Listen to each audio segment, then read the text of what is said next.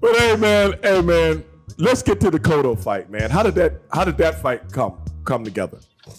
Al Heyman. Shout out to Al Heyman. Al Heyman made me.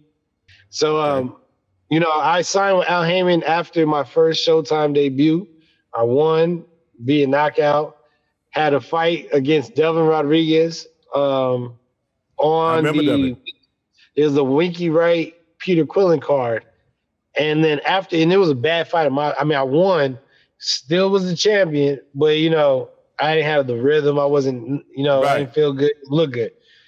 So I remember after that fight, about a month later, Al Heyman gives me the call and says, "Hey, what I'm about to tell you can't tell nobody because it's not, fully done, but you got the Cotto fight." Man, I dropped the phone, almost fell out, ran outside, screamed out. Because I've been calling out Cotto. I was the champion. Then they, instead of making me fight him as a champion, and this is when it got real weird in boxing, they elevated him to super champion. And then made my title a regular world champion, which I was like, secondary guy. Don't call me regular, damn it. Right. Didn't they just do that with Canelo? Yes, they did. That's when it started getting weird. And there's more weird things about that. So then, the super champion, blah, blah, blah. Cotto loses that super championship belt to Mayweather, right, in May. Right. So then I have my fight in June. Cotto wants a belt again. So he says, all right, let me take it from Trout, or so he thought.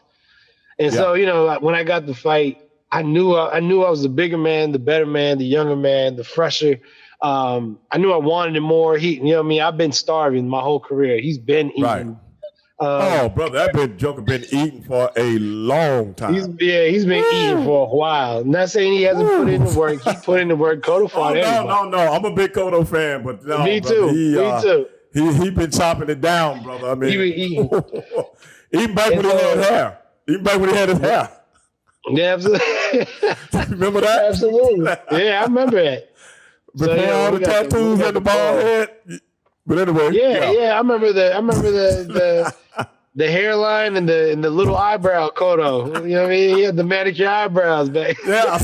I forgot about that. Yeah. But when I knew from jump that this was the fight that I needed. And I was just so hungry. And really after beating Cotto, I just wanted to hit the streets. Like, give me the next top dude. Canelo, give me him. And then after Canelo's loss, I was like, no, give me the baddest MF you've seen that nobody wants to fight. I'll fight him. So they gave me Lar. And, what I really should have done was won that Cotto fight, taking my victory lap. Tune up some things that I could have tuned up with a little less opponents and made the fight with Canelo even bigger. But I knew my whole coming up was like, get this opportunity while you can, because they ain't gonna give it to you again. And I never believed really when they're like, you got the Cotto fight. I was excited, but it's like, it's too good to be true. You know what I'm saying? I'll believe it when I see it. But then we started going on the press tours. I was like, all right, this is real. This is real. So that was kind of that's the only regret I have about what I would have stretched those out. I wanted just to hit it back to back to back because I thought I ain't never going to get this opportunity. They didn't want to give me the opportunity in the first place. So let me just get it all while I can instead of being smart and tactical with it. As most fighters and with great management. And I had the best management, Bob Spagnola.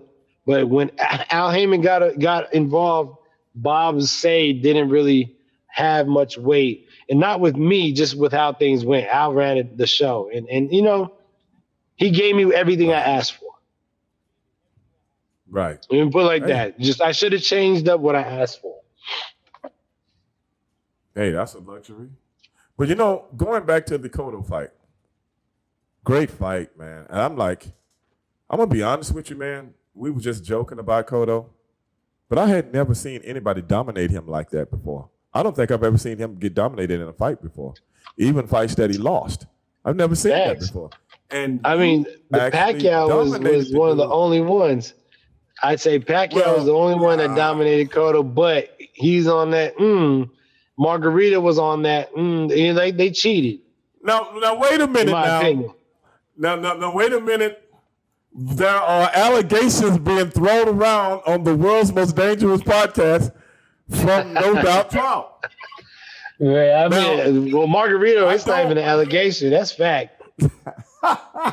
Well, Pacquiao's more of an allegation, but it's a strong allegation. The thing was, and I've watched Manny Pacquiao's career from the time he came over here and at 108 pounds.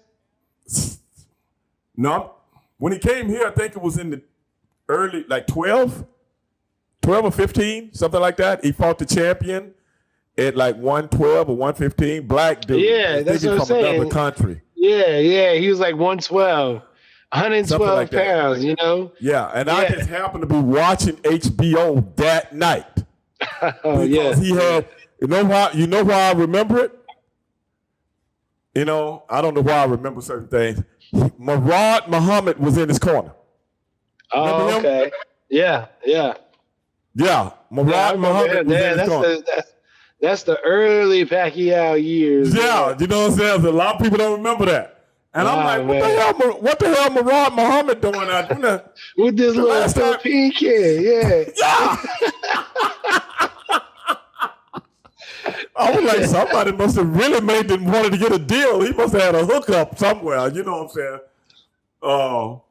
Murad Muhammad, because you remember a lot of people, if y'all remember this, Murad Muhammad was the manager for your boy from Canada, the heavyweight. What was his name? Lennox. No, the other one. The other one. Actually, Lennox Lewis actually beat him. He fought Tyson twice. Yeah, that name is on the tip of my tongue. I want to say Tillman, but I don't think it's not Tillman. Fought him twice. Yeah, he fought Mike twice. But anyway, that's Murad Muhammad. But then, what I was saying was, once I start watching Manny Pacquiao, and I'm a guy, brother, I'd have been around drugs, because I've been in gyms all my life. I've been around. I know what drugs look like. Yeah. But I used to hear these allegations about him, and I'm like, I don't think about drugs. And my boy from San Antonio, we both been around gyms all our life. We've never seen the symptoms. We know the allegations, but we never seen the symptoms on him like we have on other guys. Others. And he's a little guy. You know what I'm saying? Right. And the one thing I got to respect in boxing is this. If you look at all the guys that were caught, you know, flunking their drug tests, 90% of them got their ass beat. Still, yeah. You know what I'm saying? 90% of them, cause in the boxing sport, some of the side effects of drugs can hinder you. Yeah, in your game. They hinder you, especially in something long you're not used to, you know what I'm saying? Because it's just like everything else. The shit, just like magic potion, it wears. It wears out. It wears off, and then like, what the fuck? You know, it's like one of the movies now. Like, what the hell do I do now? What a secret potion? I gotta get that, get that flubber back. Where's the flubber?